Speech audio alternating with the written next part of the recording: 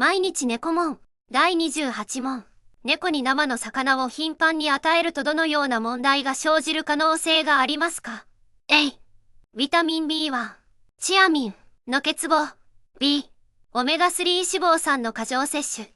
C、炭水化物の不足。3、2、1。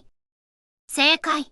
A、生の魚に含まれる酵素がビタミン B1 を分解し、その結果チアミン欠乏症を引き起こす可能性があります。りんりんチャンネル